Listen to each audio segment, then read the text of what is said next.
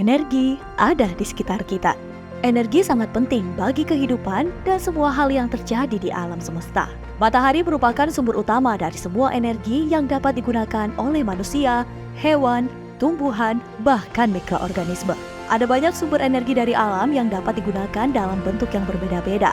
Mayoritas energi yang digunakan oleh manusia saat ini berasal dari fosil dan energi terbarukan.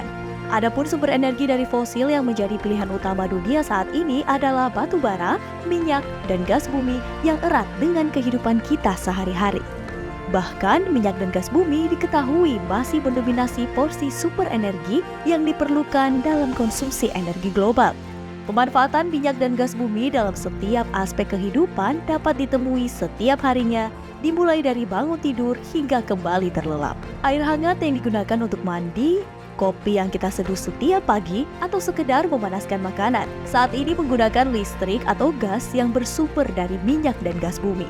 Barang-barang yang kita gunakan setiap hari sebagian besar terbuat dari produk turunan minyak dan gas bumi. Sebut saja handphone sebagai alat komunikasi, polyester dan berbagai jenis kain untuk bahan baku pakaian, bahkan pupuk untuk menunjang ketersediaan pangan. Adapun produk lainnya seperti plastik, lilin, hingga aspal untuk jalan raya, semuanya itu dapat diproduksi berkat adanya minyak dan gas bumi sebagai sumber energi dan bahan baku industri.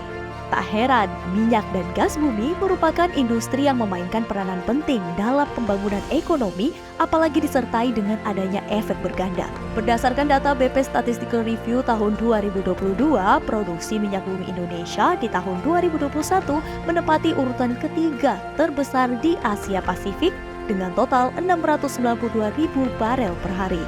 Sementara tugas bumi Indonesia berada di urutan keempat dengan total produksi mencapai 59,3 miliar kaki kubik per hari.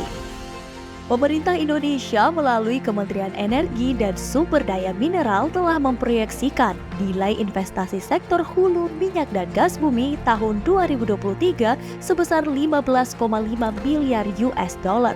Target ini meningkat 26% dari realisasi investasi tahun 2022.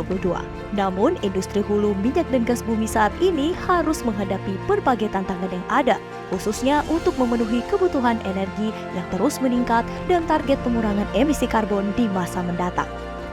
Peningkatan konsumsi energi diperkirakan akan terus terjadi seiring dengan pertumbuhan ekonomi Indonesia.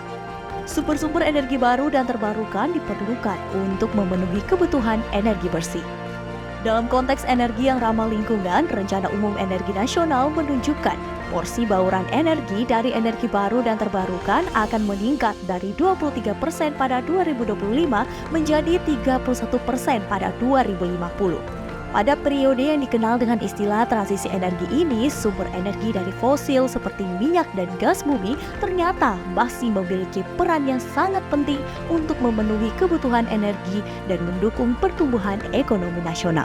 Teknologi Carbon Capture Storage atau CCS dan Carbon Capture Utilization and Storage atau CCUS menjadi tren baru dalam menghadapi transisi energi. Teknologi ini bekerja dengan cara menangkap emisi karbon yang telah terlepas ke atmosfer atau langsung dari hulu emisinya. Emisi karbon tersebut lalu dimasukkan ke tempat penyimpanan atau digunakan untuk kebutuhan yang lain. Pemerintah Indonesia sangat mendorong upaya tersebut, salah satunya dengan menerbitkan peraturan menteri mengenai CCS dan CCUS. Implementasi CCS dan CCUS di Indonesia diyakini akan mendukung dua target sekaligus, yaitu peningkatan produksi minyak dan gas bumi serta pengurangan emisi gas rumah kaca. Transisi energi memang membutuhkan kerjasama seluruh pemangku kepentingan yang ada, termasuk sektor hulu minyak dan gas bumi.